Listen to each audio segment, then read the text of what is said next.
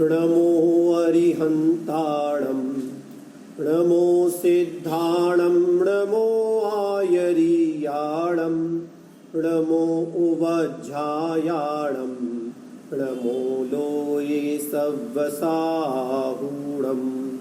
मङ्गलं भगवान् वीरो मङ्गलं गौतमो गणी मङ्गलं कुन्दकुन्दार्यो जैनधर्मोऽस्तु मङ्गलम् सर्वमङ्गलमाङ्गल्यं सर्वकल्याणकारकं प्रधानं सर्वधर्माणां जैनं जयतु शासनं जैनं जयतु शासनं जैनं जयतु शासनं मोक्षमार्गस्य नेतारं भेत्तारं कर्मभूभृतां ज्ञातारं विश्वतत्त्वानां वन्दे तद्गुणलब्धये। पंच परमेष्टि भगवान की जय। महावीर भगवान की जय। संत शिरोमणि आचार्य गुरुवर विद्यासागर जी महाराज की जय। चलिए, तो 7वें अध्याय का अपना अतिचार वाला प्रकरण चल रहा था। कल हम लोग यहाँ देश व्रत के अतिचार से पढ़ रहे थे, तो एक बार पुनः 2-3 सूत्र हुए थे, कल तो ज़्यादा नहीं हो पाए। आज अपना 7वां अध्याय अपन पूरा समाप्त करेंगे। चलिए, देश व्रत के अतिचार एक बार पुनः देख लीजिए और फिर अंत में अपन 15-20 मिनट शंका समाधान करेंगे। पहले पूरा 7वां अधिकार अपन खत्म कर लेते हैं, पूरा पूर्ण कर लें। चलिए, देश व्रत के अतिचार 30वां सूत्र देखें। आनयन प्रेष्ठ प्रयोग शब्द रूपानुपात उद्गलक क्षेपा। तो यहाँ पर जो हमने देश व्रत लिया है उसके 5 अतिचार क्या क्या हो सकते हैं वो बताए जा रहे हैं। पहला है आनयन, दूसरा है प्रेष्ठ प्रयोग, तीसरा है शब्द, ठीक है, तो शब्द, और उसके आगे लिखा हुआ है रूपानुपात। तो अनुपात शब्द दोनों के साथ लगाना है, शब्दानुपात और रूपानुपात। तो शब्द अनुपात, रूप अनुपात, और 5वां है उद्गल छेद।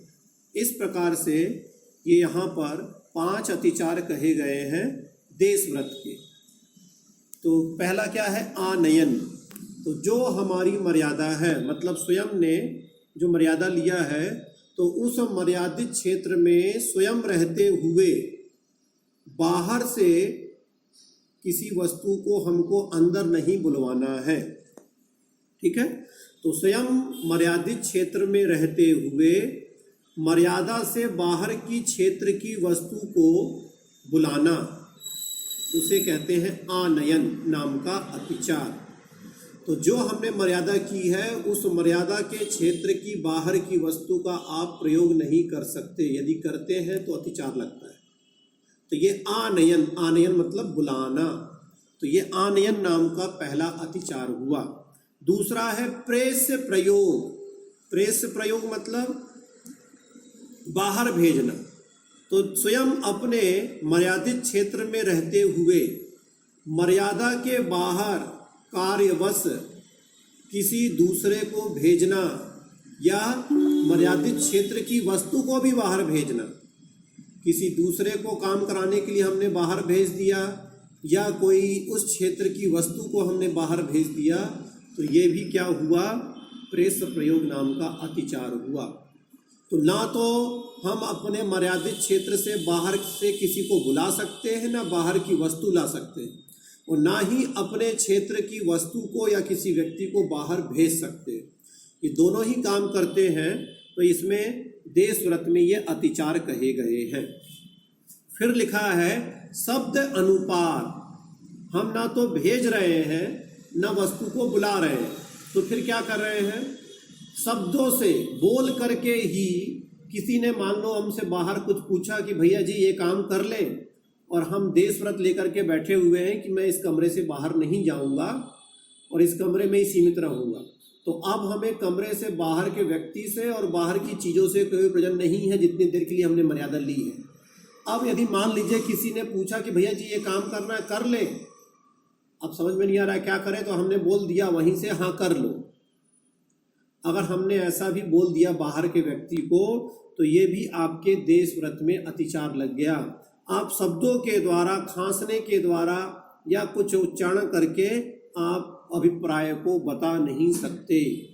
मर्यादा से बाहर के क्षेत्र में यदि बता देते हैं तो ये शब्द के द्वारा शब्दानुपात नाम का अतिचार कहलाएगा। उसी प्रकार से रूपानुपात समझ लीजिए कि हम बोल तो नहीं रहे हैं, सिर्फ रूप दिखा करके या अपनी शरीर की आकृति दिखा करके, आँख हिला करके या मुंडी इशारा करके हाँ ठीक है या ना, इस प्रकार से गर्दन हिला करके या आँख का इशारा करके या हाथ का इशारा करके, तो इस प्रकार से शरीर के रूप को दिखा करके भी बाहर के किसी व्यक्ति को आप कुछ अभिप्राय नहीं बता सकते हैं। यदि बताते हैं अभिप्राय को तो वो भी रूपानुपात नाम का अतिचार कहा गया है। मतलब आप बाहर के व्यक्ति को फोन भी नहीं लगा सकते हैं, है ना। तो ये सब भी समझना पड़ेगा हमको, जो हमने मर्यादा ली है उसके बाहर। पुद्गलक छेप, पुद्गल छेप का मतलब हुआ कि हम ना तो मुख से बोल रहे हैं, अभी मैंने म्यूट नहीं किया सबको, ना हम मुख से बोल रहे हैं और ना ही हम रूप से दिखा रहे हैं। हमने क्या किया, कोई बहुत व्यक्ति दूर है, हमारी सुन ही नहीं पा रहा है या देख ही नहीं रहा है, तो हमने कोई पेंसिल इत्यादि या पत्थर इत्यादि या छोटा मोटा कंकड़ इत्यादि फेंक करके उसको अपनी बात बताना चाहा, तो ये कहलाता है पुद्गल छेप नाम का अतिचार। तो ये हर प्रकार से हमको किसी प्रकार से अतिचार नहीं लगना चाहिए। फिर से समझ लें, आनयन, बाहर के किसी व्यक्ति को, बाहर से हमारी मर्यादा के क्षेत्र से बाहर, ठीक है। तो बाहर के किसी व्यक्ति को मर्यादित क्षेत्र के अंदर बुलाना नहीं, ना ही वस्तु को ना व्यक्ति को। और प्रेस प्रयोग में मर्यादित क्षेत्र में रह रहे व्यक्ति को मर्यादा के बाहर भेजना नहीं, ना वस्तु को भेजना ना व्यक्ति को भेजना, ये प्रेस प्रयोग हुआ। शब्दानुपात, शब्दानुपात में क्या है, शब्द के द्वारा यदि हम किसी बात को, अभिप्राय को बता देते हैं तो शब्दानुपात नाम का अतिचार हुआ।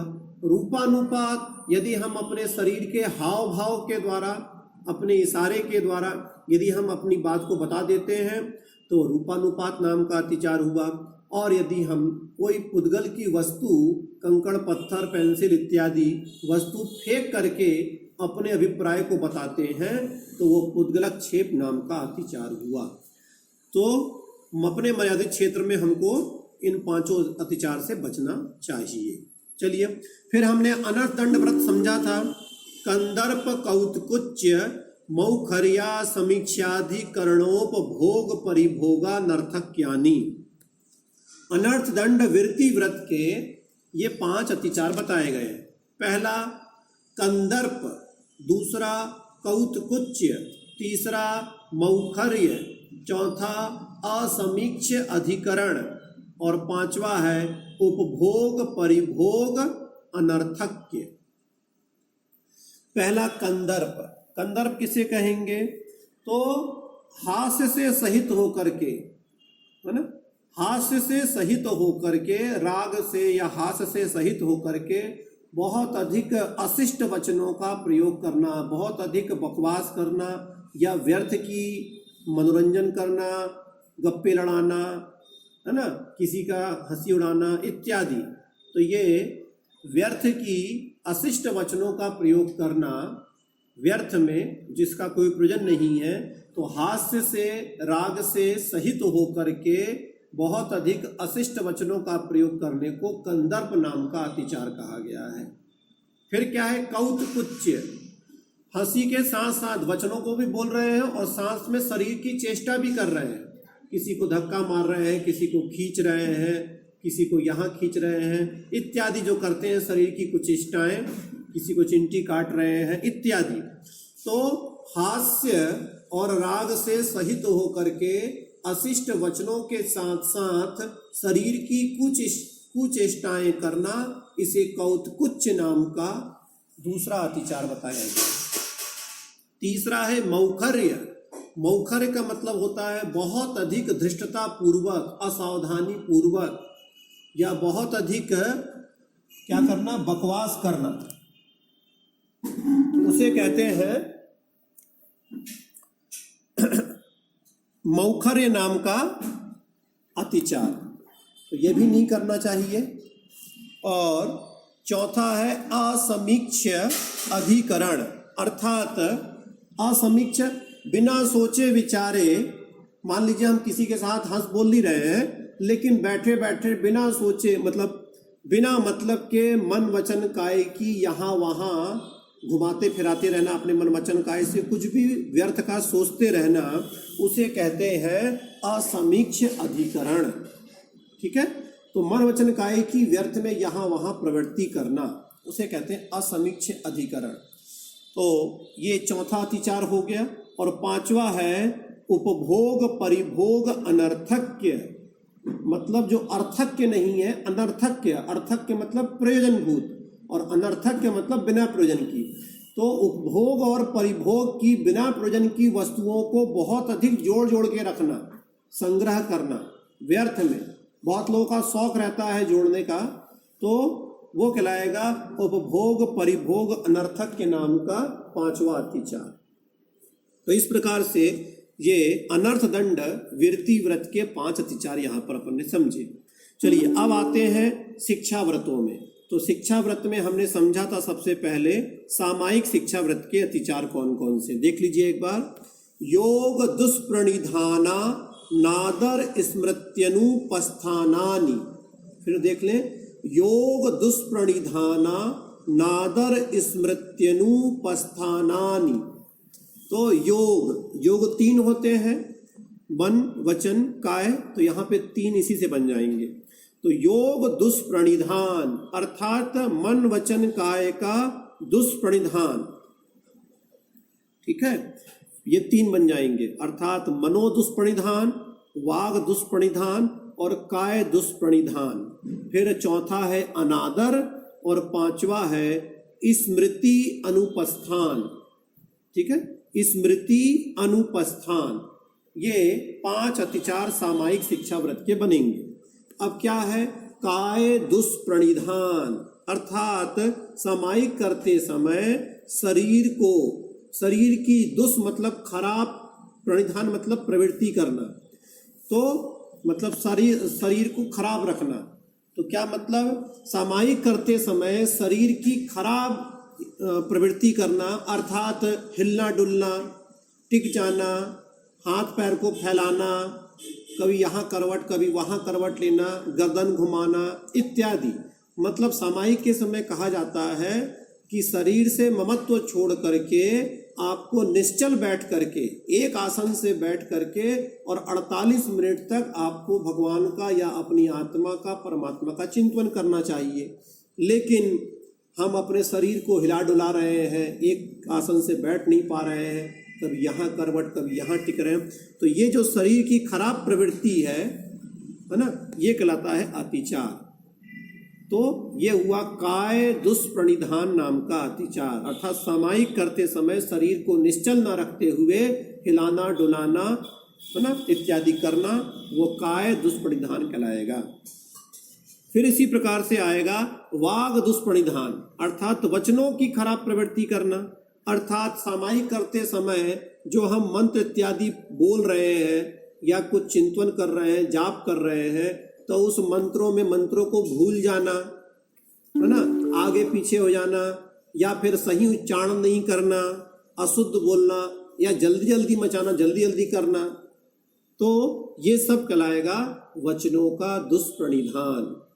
फिर आएगा मनो दुष्प्रणिधान। इसमें क्या हो जाएगा, सामायिक में मन का ही नहीं लगना, बैठ तो गए लेकिन मन ही नहीं लग रहा है, मंत्र बोलने में मन नहीं लग रहा है, ध्यान करने में मन नहीं लग रहा है, तो मन का नहीं लगना, ये कहलाएगा मनो दुष्प्रणिधान। और फिर चौथा है अनादर, मतलब सामायिक करने का ही मन नहीं होना, सामायिक के प्रति उत्साह ही नहीं होना, सामायिक करने का उत्साह ही नहीं होना। तो ये हो जाएगा, मतलब सामायिक के प्रति आदर नहीं होना, उसका अनादर हो जाना, उसके प्रति उत्साह का नहीं होना, मतलब समय आए तो डर लगे कि अरे अब करना पड़ेगा, बैठना पड़ेगा, इस प्रकार से आदर का भाव ना होकर के अनादर का भाव करना, इसे कहेंगे अनादर नाम का अतिचार। और फिर पांचवा है स्मृति अनुपस्थान। स्मृति अनुपस्थान का मतलब यह हुआ कि सामायिक का समय ही निकल गया, हम भूल ही गए कि सामायिक कब करना था, सामायिक करने की स्मृति ही नहीं रहना, भूल ही जाना, इतने हम दूसरे कामों में मस्त हो गए कि हमको सामायिक का पता ही नहीं चला। या फिर हम सामायिक में बैठे हैं तो हमारा चित्त यहाँ वहाँ इतना जा रहा है कि हम क्या पाठ पढ़ रहे थे, क्या नहीं कर रहे थे, उसको ही भूल गए। इसलिए यह है स्मृति का अनुपस्थान। तो इस प्रकार से ये सामायिक शिक्षा व्रत के यहाँ पर ये 5 अतिचार बताए गए। चलिए फिर अपने अगला पढ़ा था प्रोज्दोवास के 5 अतिचार, उसको देख लीजिए। अप्रत्यवेक्षिता प्रमार्जितोत्सर्गादान संस्तरोपक्रमणा नादर स्मृत्यनुपस्थानानि। अप्रत्यवेक्षिता प्रमार्जितोत्सर्गादान संस्तरोपक्रमणा नादर स्मृत्यनुपस्थानानि। तो यहाँ पर ये 5 प्रोज्दोवास के अतिचार बताए गए हैं। जो सामने 2 शब्द लिखे हैं, अप्रत्यवेक्षित और अप्रमार्जित, ठीक है, अप्रमार्जित निकलेगा, तो अप्रत्यवेक्षित और अप्रमार्जित ये सबके साथ लगाना है हमको। तो अप्रत्यवेक्षित अप्रमार्जित उत्सर्ग, अप्रत्यवेक्षित अप्रमार्जित आदान, अप्रत्यवेक्षित अप्रमार्जित संस्तर उपकरण, और फिर चौथा है अनादर, और फिर 5वां है स्मृति अनुपस्थान। तो इस प्रकार से यहाँ पर ये प्रोज्दोवास शिक्षा व्रत के 5 अतिचार कहे गए हैं। अब देखिए एक एक को। अप्रत्यवेक्षित अप्रमार्जित। अप्रत्यवेक्षित का मतलब होता है, प्रेक्षित मतलब देखी गई, और अप्रत्यवेक्षित मतलब बिना देखी, नहीं देखी गई। और अप्रमार्जित का मतलब होता है शोधी गई, और अप्रमार्जित का मतलब होता है बिना शोधी गई। एक होता है देखना और एक शोधना। पहले हम चावल को जब बीनते हैं तो पहले देखते हैं अच्छी प्रकार से, ठीक है, फिर देख लेते हैं, और देखने के बाद फिर शोधन भी करते हैं, कुछ होता है तो उसको बाहर निकालते हैं। तो दोनों काम करने पड़ते हैं, देखना भी पड़ता है और शोधना भी पड़ता है। जैसे हम मान लीजिए हम कोई सामान को उठा रहे हैं, तो उठाने के पहले हमको क्या करना पड़ेगा, पहले देखना पड़ेगा कि वहाँ कोई जीव है कि नहीं है। तो पहले देख लिया, देखा तो हो सकता है कोई जीव नहीं दिखा, फिर हमने उठा लिया। अब मान लो कोई जीव दिख गया, तो क्या करना पड़ेगा, उसको पहले वहाँ से अलग करना पड़ेगा। तो उसको जो अलग करने की प्रक्रिया है उसको कहते हैं प्रमार्जन करना, शोध करना। तो देखना और शोधना दोनों काम करने पड़ते हैं। तो यदि हमने प्रोज्दोवास के दिन, जिस दिन हमने प्रोज्दोवास लिया है, उपवास करने का नियम लिया है, तो उस दिन हम क्या क्या क्रियाएं करते हैं जिसमें हम अतिचार लगा सकते हैं। तो है अप्रत्यवेक्षित अप्रमार्जित उत्सर्ग, बिना देखे और बिना शोधी हुई जमीन में उत्सर्ग मतलब मलमूत्र इत्यादि का विसर्जन कर देना, ठीक है। अब हो सकता है उस दिन उतनी शक्ति नहीं रहती, तो लोग बिना देखे बिना शोधे स्थान पर क्या कर देते हैं, मलमूत्र इत्यादि का विसर्जन कर देते हैं, ठीक है। तो ये यहाँ क्यों कहा गया है, क्योंकि व्रतियों को उसमें टॉयलेट में जाने की तो अनुमति है ही नहीं, ठीक है ना। व्रती यदि टॉयलेट में जाता है तो उसमें तो महान हिंसा है। तो व्रती को तो खुले स्थान पे ही टॉयलेट जाने के लिए कहा गया है। अब खुले स्थान में भी उसको ऐसे स्थान पे विसर्जन करना है मलमूत्र का जहाँ पर कोई जीव ना हो, ठीक है। तो पहले वो उस स्थान को अच्छी प्रकार से देखे, शोधे, और फिर उसके वहाँ पर वो विसर्जन करे। यदि वो इस प्रकार की क्रिया नहीं करता है तो अतिचार कहा गया है। तो अप्रत्यवेक्षित अप्रमार्जित उत्सर्ग ये हुआ। फिर आता है दूसरा, अप्रत्यवेक्षित अप्रमार्जित आदान मतलब बिना देखे बिना शोधे किसी वस्तु को आपको उठाना नहीं है, लेना नहीं है। कोई भी उपकरण यदि आप ले लेते हैं तो वह अप्रत अवेक्षित अपवर्तन का या आदान नाम का अतिचार लग जाएगा। तो बिना देखे बिना शोधे किसी वस्तु को उठा लेना, ये दूसरा अतिचार। तीसरा है अप्रत्यवेक्षित अप्रमार्जित संस्तर उपकरण, अर्थात सोने बिछाने के जो उपकरण है, चटाई इत्यादि, उसको बिना देखे और बिना शोधे ही बिछा देना। तो बिना देखे बिना शोधे संस्तर उपकरण अर्थात चटाई इत्यादि का बिछा देना, ये तीसरा अतिचार कहा गया है। फिर चौथा है अनादर, मतलब प्रोज्दोबास जिस दिन हमने लिया है तो उसके प्रति आदर का भाव नहीं होना। भूख लग रही है, आकुलता व्याकुलता हो रही है, पेट में दर्द हो रहा है इत्यादि कुछ भी हो रहा है, तो उसमें क्या करना, आवश्यक कार्य जो और कहे गए हैं उस दिन करने के लिए, उनको करने में आदर नहीं होना। क्यों ले लिया मैंने उपवास, इस प्रकार की भावना का आ जाना, नहीं लेना चाहिए, आगे से नहीं लूँगा, इस प्रकार का उसके प्रति अनादर का भाव आना, ये अनादर नाम का अतिचार है। तो ये भावनाएं भी नहीं आनी चाहिए। फिर लिखा है स्मृति अनुपस्थान। स्मृति अनुपस्थान मतलब इसमें यह होगा कि मान लीजिए हमने बहुत सारे दिनों में प्रोज्दोबास करने का नियम लिया हुआ है कि मैं प्रत्येक अष्टमी को चतुर्दशी को प्रोज्दोबास रखूंगा। अब कब अष्टमी आई कब चतुर्दशी आई, हो सकता है उसी को भूल गए, तो स्मृति ही भूल जाना। और दूसरा है कि जिस दिन हमने लिया है तो उस दिन जो आवश्यक कार्य और भी करने होते हैं कि सुबह से आप स्नान करके मंदिर में आ जाइए, पूजा पाठ पूरा करिए, जाप दीजिए, चिंतन करिए, फिर जो सब आवश्यक कार्य और भी कहे गए हैं तो उनको नहीं करना, उनको करने के लिए भूल जाना। तो ये कहलाता है स्मृति अनुपस्थान, अर्थात व्रत के दिन का ही स्मरण भूल जाना या उस दिन करने योग्य आवश्यक कार्यों को भूल जाना।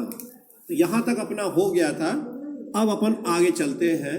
भोग उपभोग परिमाण अणुव्रत के अतिचार। चलिए देखिए सूत्र नंबर 35वां देखिए। सचित्त संबंध सम्मिश्रा भिषौ दुह पक्वाहारा। फिर देख लें, सचित्त संबंध सम्मिश्रा भिषौ दुह पक्वाहारा। ठीक है, एक बार पुनः, सचित्त संबंध सम्मिश्रा भिषौ दुह पक्वाहारा। देखिए, सचित्त संबंध सम्मिश्र और फिर अभिषव और दुपक्वा, दुपक्व, और अंत में लिखा है आहारा। तो आहार शब्द आपको पांचों के साथ लगाना है।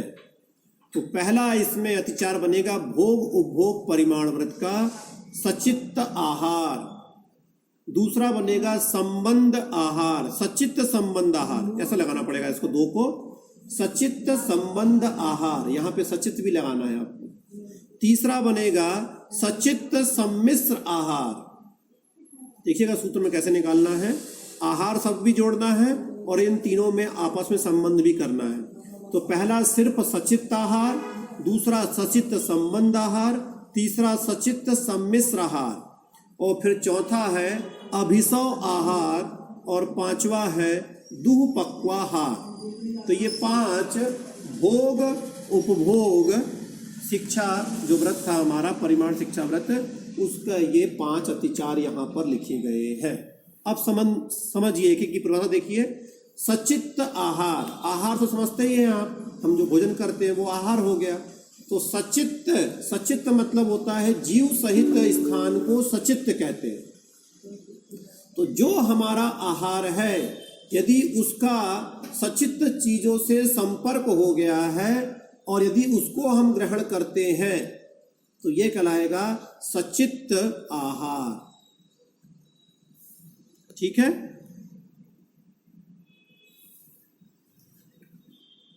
क्या मतलब सचित्त आहार कैसे?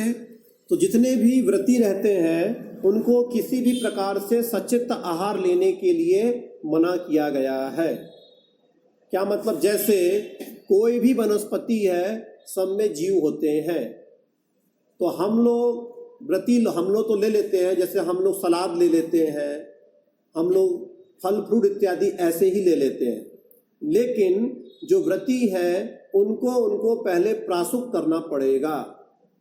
प्राशुक का मतलब ये होता है, यदि आपको वैसा ही लेना है तो आप उसको पहले गर्म पानी में उसको, अर्थात कुल मिला करके ये बोलिए कि यदि किसी भी प्रकार की सब्जी लेना है, जैसे आचार्य श्री के संग में तो आचार्य श्री शादी आदेश दे रखा है कि आपको कोई भी फल या कोई भी सलाद इत्यादि लेना है तो सबको सब्जी के रूप में ही लीजिए। मतलब उसको जैसे ही गर्म करके बनाया जाता है तो वो अचित्त हो जाता है। अचित करने का एक ही तरीका है, उसको आप गर्म कर दीजिए, ठीक है ना। तो यदि आपको जैसे मान लीजिए ककड़ी लेनी है तो ककड़ी हम ऐसे ही बनाते हैं तो भी उसमें एकेंद्रीय जीव रहते ही हैं। आपने यदि सेब बनाया तो सेब में एकेंद्रीय जीव रहेंगे। क्यों? कैसे रहते हैं? क्योंकि ये प्रत्येक वनस्पति है और प्रत्येक वनस्पति का जो अवगाहना कही गई है वह समझ लीजिए आप सुई की नोक बराबर है। मतलब एक सेब में उसके एक एक कण में एक एकेंद्रीय जीव है वनस्पति का ही। तो पूरे सेब में मिलाकर के कितने जीव हो गए? असंख्यात जीव, ठीक है। एक एक सुई की नोक बराबर उनका एक शरीर होता है और उसमें एक एक जीव निवास करता है। तो एक पूरे सेब में असंख्यात जीव हो गए। अब वो जीवों को हमको उसमें से अलग करना है, क्योंकि जीव सहित लेंगे तो सचित्त आहार कहलाएगा और हम व्रती सचित्त आहार नहीं करता है। तो क्या करेगा वो पहले उसको अचित्त करेगा सामान को। तो अचित्त करने का तरीका क्या है? उसको आपको या तो आप उसके बना करके सब्जी बना लीजिए, तो जैसे ही गर्म होगा तो सब्जी बन जाएगी, तो वो अचित्त हो जाएगा।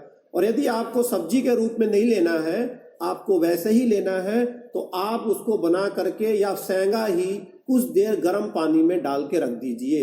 जैसे ही उसकी ऊष्मा, गर्म पानी की ऊष्मा उसके अंदर तक जाएगी तो वो सब जीव उसमें से अलग हो जाएंगे, तब आप उसको ले सकते हैं। तो इस प्रकार से सचित्त आहार व्रती नहीं ले सकता है। तो जितने भी अंकुरित वाले चना इत्यादि बहुत से लोग खाते हैं, चने इत्यादि को अंकुरित कर लेते हैं और अंकुरित को ग्रहण कर लेते हैं, वो भी नहीं ले सकते हैं, है ना। और बाहर की जो डायरेक्ट सब्जियां आती हैं, ऐसी सलाद वगैरह, टमाटर वगैरह, वो भी आप ऐसे नहीं ले सकते, उसको गर्म करके या अचित्त करके ही लेना है। तो चलिए, तो ये हो गया सचित्त आहार। तो ये हमारा भोग और उपभोग का जो हमारा व्रत है, परिमाण व्रत है, उसमें आप यदि जीव सहित पदार्थ का सेवन करते हैं तो ये सचित्ताहार कहलाएगा। जितने भी अन्न रहते हैं, अन्न जो हमारे सूखे हुए रहते हैं, उसमें किसी प्रकार का कोई जीव नहीं होता है। चावल में कोई जीव नहीं होता है, गेहूं में कोई जीव नहीं होता है। जितने भी सूखे अनाज रहते हैं वो सब ऑलरेडी धूप में पक करके और वो अचित्त हो जाते हैं, तो उनमें जीव नहीं रहता है। लेकिन जितने भी ये पेड़ पौधे इत्यादि रहते हैं, जिसमें ये हरी हरी सब्जियां लगी रहती हैं, इनमें टूटने के बाद भी जीव रहते हैं, है ना। लेकिन अनाजों में जीव नहीं रहते हैं, वो अचित्त रहते हैं। चलिए, फिर आएगा सचित्त संबंध आहार। यदि मान लीजिए हमने बहुत अच्छे से शोध करके सामान को बनाया, कोई वस्तु बनाई, लेकिन हमने उसका संबंध अचित्त पदार्थ से कर दिया, तो यह सचित्त संबंध आहार हो गया। मान लीजिए हमने वो सामान बनाया और उसको कोई अनछना कपड़ा था या अनछने पानी में डूबा हुआ कपड़ा था, हमने उसको ढांक दिया उससे, तो ढांकने से क्या हो गया? वो सचित्त अचित्त जो हमारा सामान था वो उसका सचित्त चीज से संपर्क हो गया, तो वो सचित्त से संबंध हो गया उसका। ऐसा भी नहीं करना। बहुत से लोग पत्ते इत्यादि ढक देते हैं, तो पत्ते इत्यादि से भी नहीं ढक सकते आप, है ना। इससे बड़े बड़े पत्ते आते हैं हरे हरे, तो उससे ढक देते हैं, तो वो भी नहीं ढक सकते। आपने कोई सामान ऐसा है धनिया अनिया इत्यादि उसी के बगल में रख दिया तो वो उससे उसका संपर्क हो गया, तो ऐसा नहीं करना चाहिए। तो यह सचित्त संबंध आहार कहलाएगा। ठीक है। फिर आता है सचित्त सम्मिश्र आहार। सचित्त सम्मिश्र मतलब सचित्त से मिला दिया।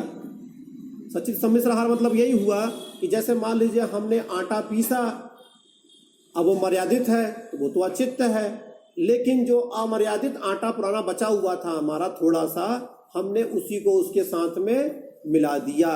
या फिर थोड़ा सा अनछना पानी था, ठीक है, और उस अनछने पानी में ही हमने पूरा छना पानी मिला दिया। या अनछने पानी से हमने पहले गुंडी को साफ कर लिया, अपने बर्तन को साफ कर लिया, पूरा पानी अच्छे से साफ नहीं किया और उसी में नया पानी छना लिया, तो ये कहलाता है सचित्त से संबंध हो जाना, सचित्त से सम्मिश्र हो जाना, आपस में मिल गया दोनों। ठीक है। तो मतलब थोड़ा सा सामान हमारा दूसरा था, अचित्त वाला था और सचित्त वाला था, उन दोनों को आपस में हमने मिला दिया, तो ये सचित्त वस्तु से मिश्रित वस्तु का लेना सचित्त सम्मिश्राहार कहलाएगा। अब आता है चौथा अभिसवाहार। अभिसव आहार का मतलब होता है, अभिसव मतलब आप समझ लीजिए अति गरिष्ठ, जो बहुत ज़्यादा बलवर्धक हो, शक्तिदायक हो और जो हमारे लिए उत्तेजना उत्पन्न करने वाला हो, ऐसे अति गरिष्ठ वस्तुओं को खाना ये कहलाता है अभिसवाहार। तो ये भी नहीं लेना चाहिए ज़्यादा। और फिर लिखा है दुःपक्वाहार, इसको अच्छे समझ लीजिए। दुःपक्वा का मतलब होता है 2 बार पका हुआ आहार, है ना। 2 बार पका हुआ का मतलब क्या भाई? 2 बार पकाते तो हम एक ही बार है, मतलब 2 बार का मतलब ये है, जैसे बहुत से लोग होते हैं सुबह भोजन बन गया 10 बजे, अब वो 10 बजे बन गया, वो खा रहे हैं 12 बजे, तो 2 घंटे में क्या होता है, ठंडा हो जाता है। तो फिर क्या करते हैं, उसको फिर से लोग गर्म करवाते हैं। तो गर्म कराना अतिचार है। अब आप बोलोगे इसमें क्या हो गया? इसमें ये हो गया कि भैया ये बताओ कि अग्नि जलाना क्यों आवश्यक था? भोजन पकाने के लिए। अग्नि का प्रयोग हमें क्यों करना है? हमको तो अग्नि का प्रयोग भी नहीं करना चाहिए, क्योंकि उसमें भी जीव हिंसा हो रही है, लेकिन ठीक है अपने जीवन के लिए हमको अग्नि जलाना पड़ रहा है। तो क्यों जलाना पड़ रहा है? सिर्फ भोजन को पकाने के लिए। अब एक बार उस अग्नि से भोजन पक गया, आपने 10 बजे बना लिया, अब यदि आपको 12 बजे खाना है तो जैसा है वैसा ही खाना चाहिए, आप गर्म नहीं कर सकते। गर्म करने के लिए अग्नि का प्रयोग नहीं करना है, सिर्फ अग्नि का प्रयोग खाना बनाने के लिए करना है।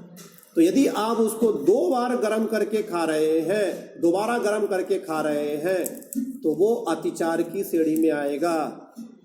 मतलब आप अपनी जीभ की स्वाद के लिए गरम गरम खाने के लिए आप उसको पुनः गर्म कर रहे हैं, तो वह अतिचार कहा जाएगा।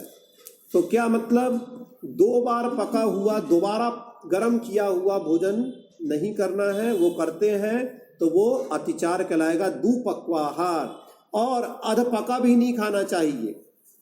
इसमें और जोड़ लेंगे, अधपका मतलब कम पका हुआ भी यदि हम खाते हैं तो वो भी अतिचार है। पूरा पका होना चाहिए अच्छे से। क्या पता मतलब उसमें, जैसे मान लीजिए आपने सेब को प्रासुक करने के लिए डाला, लेकिन पूरा प्रासुक किया नहीं, बस ऐसे ही गर्म पानी में डोबा और निकाल लिया, तो वो अचित होना हो गया। तो दुःपक्वा मतलब कम पका हुआ भी नहीं खाना है और अधिक पका हुआ भी नहीं खाना है। अधिक पका हुआ से क्या मतलब? बहुत सारे पदार्थ आप देखना, अधिक पका हुआ 2 इसमें ये लगा लेना। अधिक पका हुआ में ये लगाइएगा कि जो रोटी जल जाती है, जल गई, काली हो गई, है ना, या सब्जी जल गई, तो जला हुआ नहीं खाना चाहिए, क्योंकि जला हुआ परिणामों को बिगाड़ता है। तो जला हुआ भोजन भी हमें नहीं करना चाहिए जो बहुत अधिक पक गया हो। और इसमें यह भी लगाइएगा, इसमें बहुत चीज़ लगेंगी दुःपक्वाहार में, इसमें यह भी लगाइएगा जो फल या जो सब्जी बहुत अधिक पक जाती है, जैसे आपने देखा होगा बाजार में अमरूद मिलते हैं अच्छे पके पके, ठीक है, जो हम बाहर से बिल्कुल पिलपिले टाइप के हो जाते हैं। आप उसको खरीद के लाइएगा और आपको लगता है कि हम उसकी सब्जी बना सकते हैं या अच्छा है, बहुत ज़्यादा मीठा होगा इसलिए हम ले आते हैं, तो आप देखिएगा कि उसकी सतह में आपको कीड़े दिखेंगे, बिल्कुल वाइट वाइट, जैसे उसका कलर रहता है ना, जहाँ वो उसका फल का वाइट, उसी कलर के आपको उसमें, जैसे ही कोई भी सामान ज़्यादा पक जाता है उसमें कीड़े हो जाते हैं। जैसे आप संतरा दिखाते हुए यूट्यूब में और उसमें सब में आपने खूब देखा होगा, चलता रहता है व्हाट्सएप में, तो जैसे ही बहुत ज़्यादा पकी हुई वस्तु रहती है उसमें कीड़े पड़ जाते हैं। तो इसलिए बहुत अधिक पका हुआ जो वस्तु रहती है उसका सेवन भी नहीं करना चाहिए। ये यहाँ पे लगा लेंगे। तो ये अपने अतिचार हो गए भोग और उपभोग परिमाण व्रत के। इसमें सभी खाने पीने संबंधित ही गिना दिए गए हैं, ठीक है, क्योंकि प्रायः उसी में अतिचार लगते हैं, इसलिए बाकी सामान का यहाँ पे नहीं लिया है। चलिए अब अपन चलते हैं अगला, अतिथि संविभाग शिक्षा व्रत के कौन कौन से अतिचार हो सकते हैं उसकी ओर। चलिए इसका सूत्र देखिए, सचित्त निक्षेपापिधान पर व्यपदेश मात्सर्य कालातिक्रमाः। सचित्त निक्षेपापिधान पर व्यपदेश मात्सर्य कालातिक्रमाः, ठीक है। तो यहाँ पर अतिथि संविभाग शिक्षा व्रत के ये अतिचार कहे। देखिए पहला क्या है, सचित्त निक्षेप, ठीक है, ये पहला हो जाएगा। फिर इसमें जो अपिधान लिखा हुआ है उसको भी सचित्त के साथ लगाएंगे, सचित्त अपिधान। तो सचित्त निक्षेप और सचित्त अपिधान ये दो अतिचार हो गए। फिर तीसरा है पर व्यपदेश, चौथा है मात्सर्य और पांचवा है काल अतिक्रम, ठीक है। तो ये 5 अतिचार हैं अतिथि संविभाग शिक्षा व्रत के। अतिथि संविभाग में हमने समझा था कि जो चतुर्विध संघ है उनको क्या देना, भोजन इत्यादि, आहार दान इत्यादि देना, या 4 प्रकार का दान देना, ये हमने समझा था अतिथि संविभाग शिक्षा व्रत में, ठीक है। तो अब यहाँ पर हम देखें कि उस हमारे अतिथि संविभाग शिक्षा व्रत में अतिचार कैसे लग सकता है। तो पहला है सचित्त निक्षेप। सचित्त निक्षेप मतलब होता है सचित्त वस्तु में अपने भोजन को रख करके देना, ठीक है। तो ये हो जाएगा सचित्त निक्षेप नाम का अतिचार। जैसे हमने कुछ सामान बनाया और उसको पत्ते इत्यादि में, मान जंगल इत्यादि में रहते हैं, कभी मान लीजिए जंगल में बिहार हो रहा है महाराज का और हमारे पास वहाँ ज़्यादा बर्तन नहीं है, तो हम मान लीजिए पत्ते में रख करके और वस्तु को, हमको मान लीजिए ज्ञान नहीं है तो हम कर सकते हैं ऐसा, तो वो भी अतिचार आ जाएगा, वो नहीं करना है कि पत्ते इत्यादि पे सचित्त वस्तु के ऊपर वस्तु को रख करके दे देना। तो ये कहलाएगा सचित्त निक्षेप नाम का अतिचार। फिर सचित्त अपिधान। अपिधान का मतलब होता है ढकना। मान लीजिए हमने रखा तो बर्तन में ही, ठीक है, लेकिन हमने पत्ते इत्यादि से ऐसी सचित्त वस्तुओं से उसको क्या कर दिया, ढक दिया और ढक करके ला करके दे दिया। तो ये कहलाएगा सचित्त अपिधान नाम का अतिचार। फिर लिखा है पर व्यपदेश। पर व्यपदेश मतलब इसमें 2 चीजें हो जाएंगी। पर व्यपदेश का मतलब हो गया कि स्वयं ना दे करके दूसरे दातार से देने को बोलना। अब स्वयं अपना व्रत, अतिथि संविभाग शिक्षा व्रत स्वयं पालन नहीं कर रहे हैं, क्या कर रहे हैं, दूसरे से वस्तु को दिलवा रहे हैं। या फिर क्या करना, अपनी, हम दे तो स्वयं रहे हैं लेकिन अपनी वस्तु स्वयं ना दे करके दूसरे की वस्तु दे रहे हैं। ये भी सही नहीं है कि भैया व्रत तुम्हारा है, दे तो रहे हो लेकिन सामान तुम्हारा नहीं है। तो दूसरे दातार की वस्तु स्वयं देना और स्वयं ना दे करके अपनी वस्तु को दूसरे से दिलाना, ये दोनों चीजें आएंगे पर व्यपदेश में। तो ये पर व्यपदेश नाम का अतिचार कहलाएगा। और अगला है मात्सर्य। मात्सर्य का मतलब यहाँ पे ले लेना कि जो अतिथि संविभाग शिक्षा व्रत हमारा है जिसमें हम 4 प्रकार के दान की बात कर रहे हैं, तो क्या करना, उसमें दूसरा यदि कोई इस व्रत का पालन कर रहा है, दूसरा यदि 4 प्रकार के दानों को दे रहा है, तो क्या करना, उससे ईर्ष्या करना और स्वयं में उस 4 प्रकार के दान के प्रति आदर भाव का नहीं होना। दोनों लगाना पड़ेगा कि स्वयं में तो उस व्रत को पालन करने का आदर भाव नहीं है, और यदि कोई दूसरा उस व्रत का पालन कर रहा है अच्छे से, तो उससे हम क्या कर रहे हैं, ईर्ष्या कर रहे हैं। ये दोनों चीजें हो गई। ये कहलाएगा मात्सर्य नाम का अतिचार। मतलब स्वयं भी नहीं कर रहे हैं और दूसरा यदि कर रहा है तो उससे ईर्ष्या कर रहे हैं। तो ये मात्सर्य नाम का अतिचार हुआ। और फिर अगला है काल अतिक्रम। काल अतिक्रम का मतलब हो गया काल का उल्लंघन करके आहार देना, दान करना। मतलब जब देना चाहिए तब देते नहीं हैं और लेट में दे रहे हैं। मान लीजिए क्या काल का उल्लंघन करना, जैसे मुनिराज प्रायः करके सुबह 9:30 से 11:30 के बीच में आहार लेते हैं। अब हम 11:30 तक चौका लगा करके और पड़गाहन के लिए खड़े नहीं हो रहे हैं। हम 12 बजे, 1 बजे, 2 बजे बुला रहे हैं या 2 बजे चौका लगा रहे हैं। तो ये क्या हो जाएगा, कालातिक्रम, मतलब लेट। ठीक है, तो इस प्रकार से, या फिर इसमें ये भी लगा लेना कि जो जिनके योग्य आहार है वो उनको योग्य ना दे करके उनसे विरुद्ध आहार दे रहे हैं, वो भी कालातिक्रम है। मान लीजिए कोई वृद्ध मुनिराज है और वृद्ध मुनिराज को यदि हम अच्छा हलवा इत्यादि और घी का खिलाएंगे तो वो उनको पचेगा नहीं, तो उनके योग्य आहार ना दे करके उनके विरुद्ध आहार देना, मतलब हम उनके समय की या उनकी आयु की जो स्थिति है उसका गणना का ना करके, उसका अनुमान ना लगा करके अपने हिसाब से कुछ भी दे देना, तो ये भी कराएगा कालातिक्रम। एक तो सही समय पे आहार नहीं देना, जो आहार का समय है उस समय आहार नहीं देना, और उनकी आयु की योग्यता अनुसार आहार नहीं देना। मतलब यंग है, अच्छे युवा मुनिराज हैं तो आप उनको सब कुछ दे सकते हो, लेकिन यदि कोई वृद्ध मुनिराज है तो उनके स्वास्थ्य के अनुकूल आहार देना चाहिए, जो उनको लग जाए, जिनसे उनकी तबीयत खराब ना हो, तो ऐसे आहार को देना ना। और यदि नहीं करते हैं तो ये काल अतिक्रम नाम का अतिचार कहलाएगा। चलिए अगला सूत्र देखें। संलेखना के अतिचार यहाँ पे लिख रहे हैं, जीवित मरणा संसा मित्रानुराग सुखानुबंध निदानानि। जीवित मरणा संसा मित्रानुराग सुखानुबंध निदानानि। देखिए इसका, तो आशंसा शब्द लिखा हुआ है तीसरा नंबर पे, तो जीवित आशंसा, जीविताशंसा, मरणाशंसा।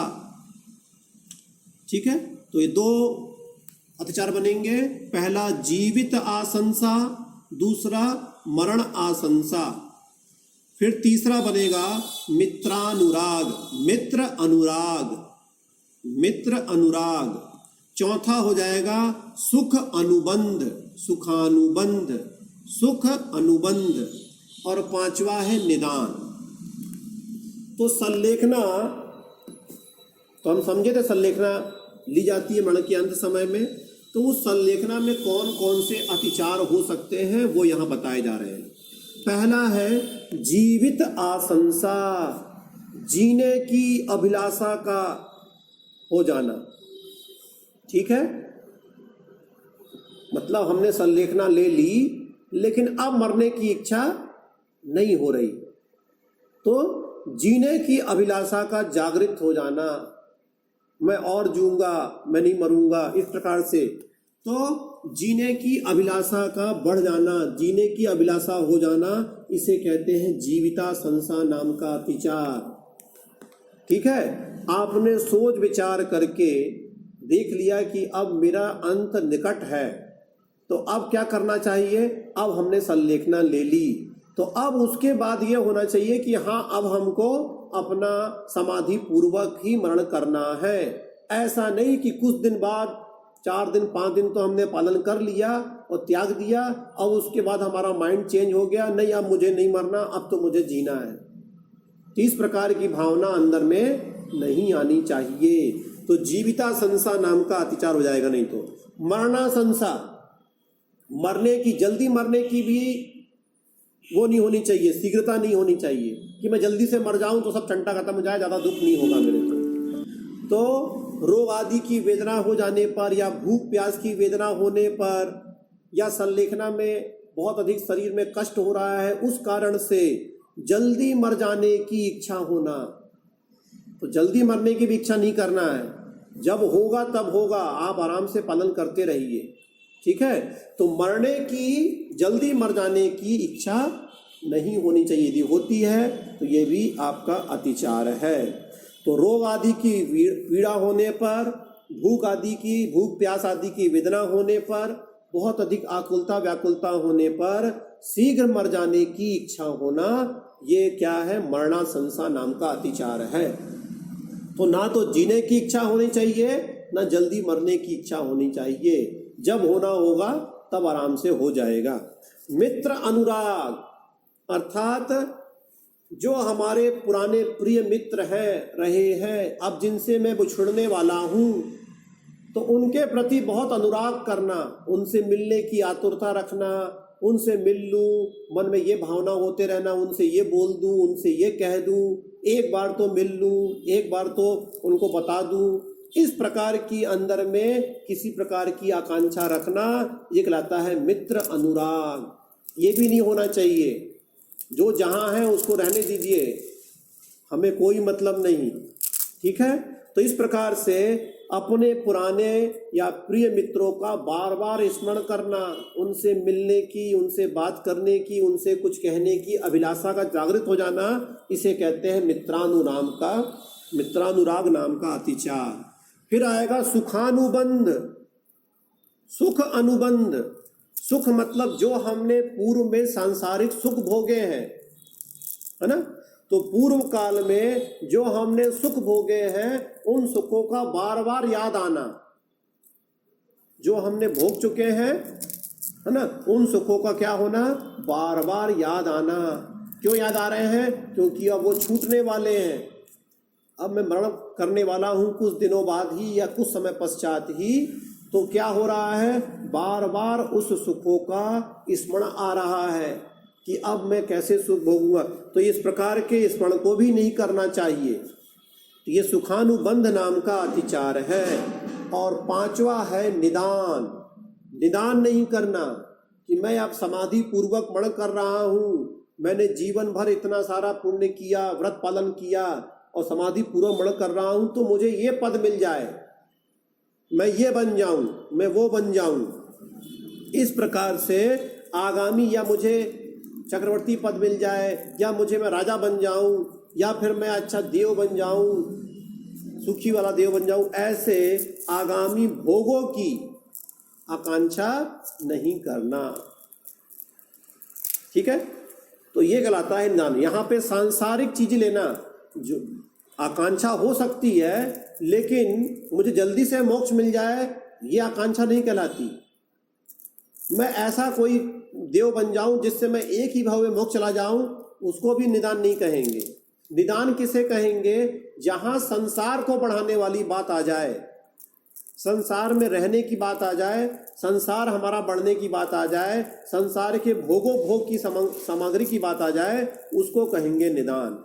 जहाँ पे कल्याण वाली बात है उसको निदान में मत लीजिएगा।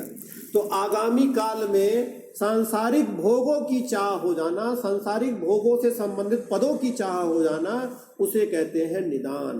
तो निदान नाम का अतिचार इस प्रकार से ये भी नहीं करना चाहिए। तो इस प्रकार से हमने यहाँ पर जो 5 अणुव्रत थे उनकी भावनाएं पढ़ी, फिर उसके बाद में 5 अणुव्रतों के जो यहाँ पे अतिचार थे वो भी हमने देख लिए।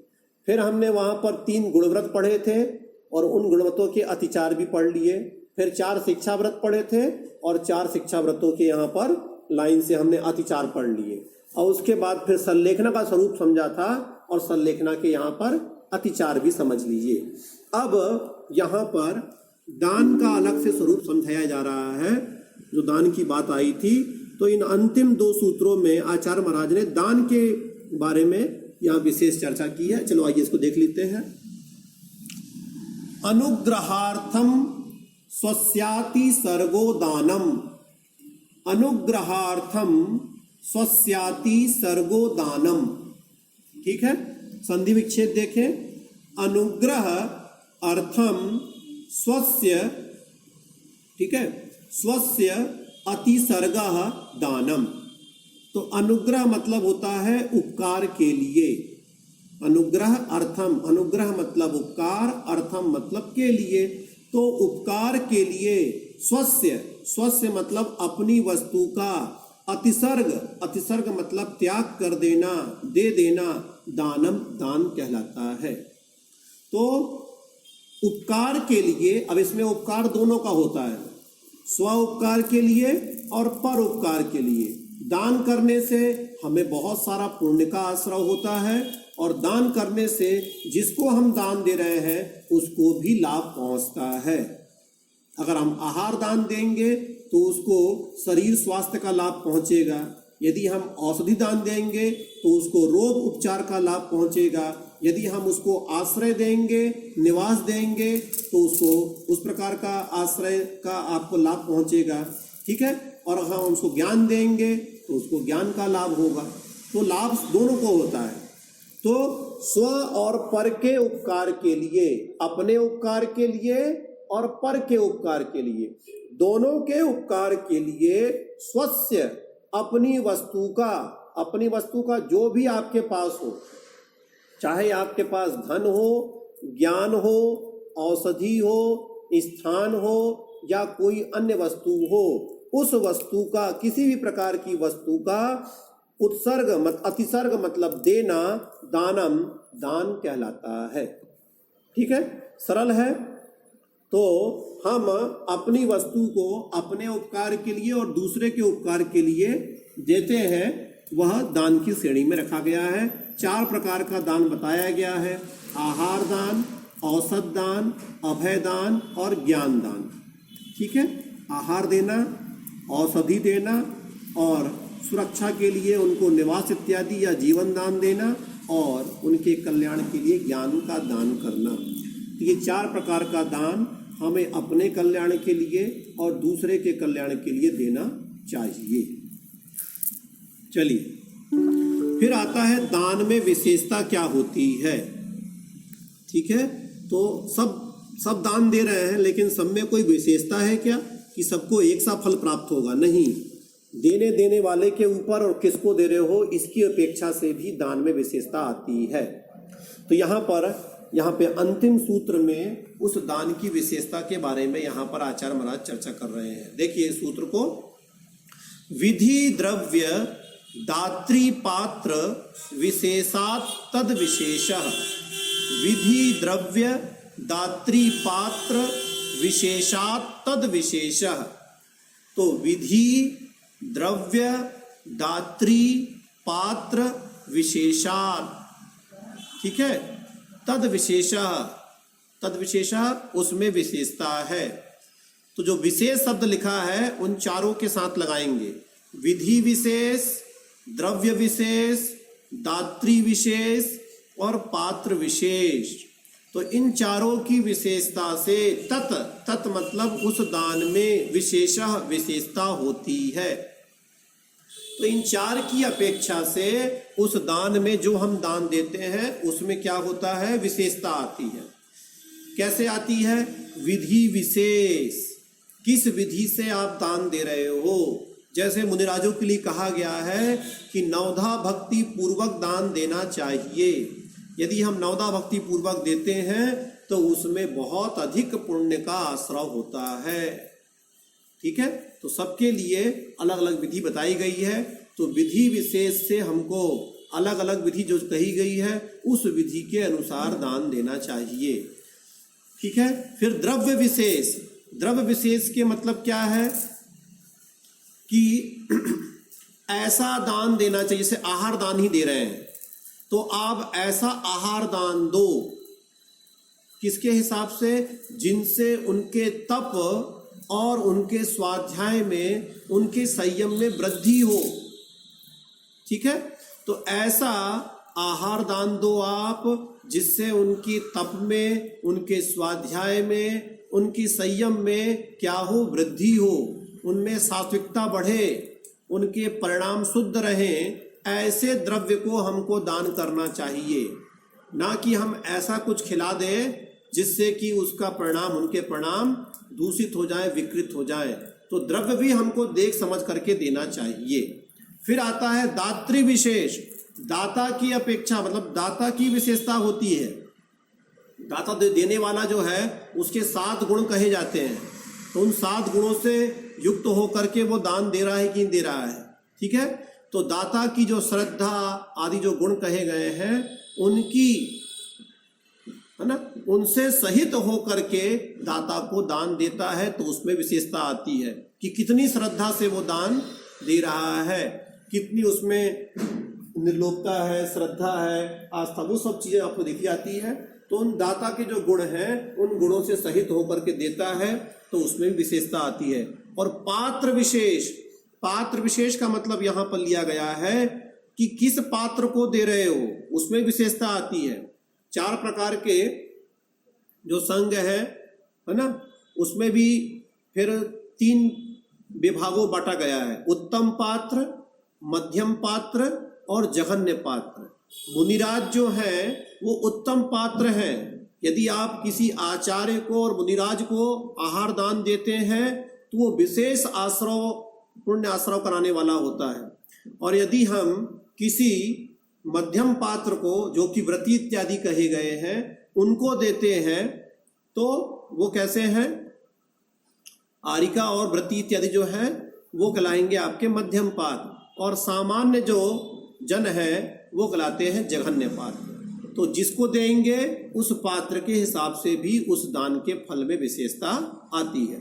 तो इस प्रकार से इन 4 अपेक्षाओं से हमारे उस दान में विशेषता आती है। इति तत्वार्थ सूत्रे मोक्ष शास्त्रे 7वां अध्याय। चलिए।